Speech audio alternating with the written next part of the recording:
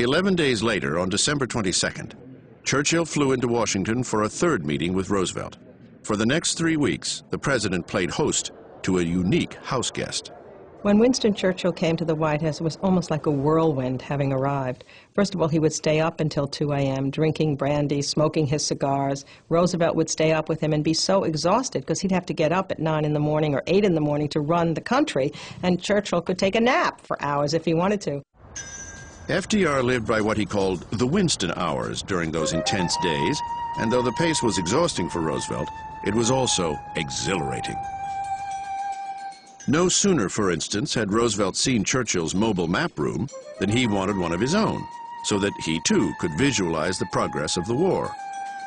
For Eleanor, it was all a bit too much. My grandmother was just amused and a little bit taken aback by the enthusiasm of these two boys pushing their ships around as if they were in the bathtub with toy boats. This first wartime summit became known as the Arcadia Conference. It was a time for the military chiefs of both nations to establish procedures for jointly running the war. The Combined Chiefs of Staff Committee was formed, under which intelligence was shared, campaigns coordinated, and strategic goals unified. Never before or since have two nations worked so closely in time of war. Arcadia ended on January 14, 1942, with the decision that Germany would indeed be the principal focus of Allied attack. Roosevelt now faced the greatest challenge of his political life, to galvanize a nation for war and chart a course toward victory. We must raise our sights all along the production line. In this year, 1942, we shall produce 60,000 planes. Next year, 1943, we shall produce 125,000 airplanes, including 100,000 combat planes. Let no man say it cannot be done. It must be done, and we have undertaken to do it. It would be the beginning of the largest military buildup in world history. But America's transition into war was neither easy nor without controversy. In the aftermath of Pearl Harbor, Eleanor would find herself in passionate disagreement with the president. Their dispute centered on an order issued by FDR that forcibly uprooted more than 100,000 Japanese Americans and imprisoned them in distant internment camps. Throughout California, Japanese American homes and businesses were burned as retribution for the attack on Pearl Harbor. West Coast governors demanded they be rounded up and sent to detention camps for the duration of the war. A week after the Pearl Harbor attack, Eleanor traveled to California to show solidarity with Japanese Americans. For weeks, the administration debated whether these Americans should be interned. Eleanor was vociferous in stating her position. Eleanor Roosevelt was absolutely, adamantly opposed to internment.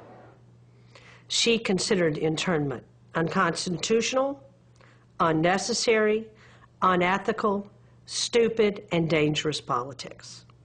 All those words she used in various forms. However, as the hysteria grew, the president felt he had to address public fears over the possible infiltration of Japanese saboteurs. On February 19, 1942, Roosevelt issued Executive Order 9066, which resulted in the forced incarceration of Japanese Americans. Within a year, 110,000 were sent to relocation centers. Most spent the next 3 years behind barbed wire. I had just finished kindergarten, and on May 1st, the soldiers came with their rifle and bayonet and marched us little kids to the truck. The Okimoto family was rounded up in the spring of 1942 and sent from San Francisco to the Poston relocation camp built on an Indian reservation across the Arizona-California border. My little brother was 2 weeks old, and we arrived in Arizona, and it was in the hottest time in that desert. The temperature goes up to 115, 120 sometimes. It was a barren, barren desert. Because there were 6 of us, we were assigned to a room that was 20 by 24 feet. Just a room with a light bulb, cots, and we had to use a public latrine in the middle of the block, and that's where we lived for 3 years. The internment of Japanese Americans lasted until November of 1944. 40 years later, President Ronald Reagan formally apologized to the internees. He embraced the finding of a presidential commission that said the policy of internment was militarily unjustified, that it resulted from race prejudice, war hysteria, and a failure of political leadership. But in the aftermath of Pearl Harbor, the civil rights of Japanese Americans weren't a priority for a president focused on victory. Let's remember Pearl Harbor as we go to meet the foe.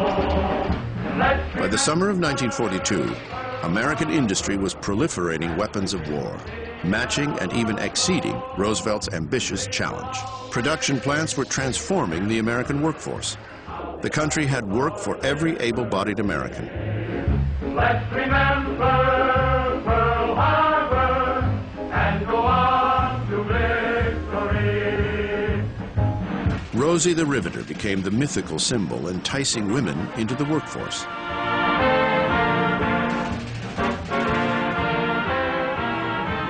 In September 1942, the President and the First Lady undertook a rare trip together, a 2-week inspection tour that took them from Michigan to Minnesota, Washington, and California. When Eleanor went on this trip, she felt an enormous sense of pride at looking at how many women were on the assembly lines, and she could see in their faces their sense of pride in their own work, the independence that they were experiencing. She even said, if I were of debutante age, she's now 57 at that point, there's nothing I would rather do than to be in a factory. Although they met initial resistance, by the end of the war, nearly 2 million women were employed in defense industries. Now, Roosevelt had to assemble his military team. In 1913, his first job in Washington was as an Assistant Secretary of the Navy. Consequently, he felt he knew how the War Department worked and the kind of generals and admirals he needed to secure victory. He was very careful in his selection of people, and he had a knack of picking people out and putting them in the right position, the first example of which would be General Marshall. By picking George Marshall to be the Army Chief of Staff, Roosevelt had reached well down the military's chain of command. But he found an officer with broad strategic vision and composure under fire. I don't think that there was anybody that Roosevelt more relied upon for the national security interests of the United States during wartime than George Marshall. Yet he was the only one of Roosevelt's generals or admirals that he didn't call by his first name. It was always General Marshall. Marshall didn't want to go to Hyde Park. He didn't want to be invited to dinner. He didn't want to have a personal relationship with the president. But personal relationships were crucial to Roosevelt. The very nature of his disability restricted his access outside the White House.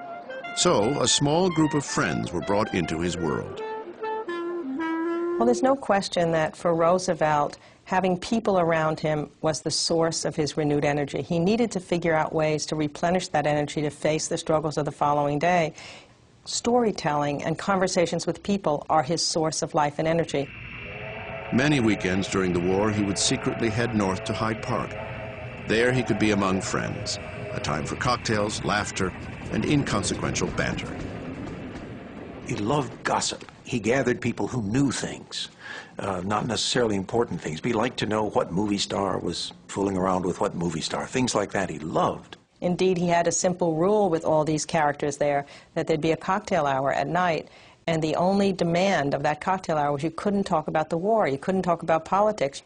It was the one part of the day that was sacrosanct. Part of the ritual was that Roosevelt insisted that he act as bartender. His martinis were not that strong, 2 to 1. Although he'd throw in a little gin at the end. Very careful measuring, and then right at the end, pour a little more gin in. He also put in 2 or 3 drops of absinthe, changing the taste of a martini to where many people, and it's recorded, say, the president made the worst martinis I've ever tasted. Those sessions would keep the commander-in-chief going.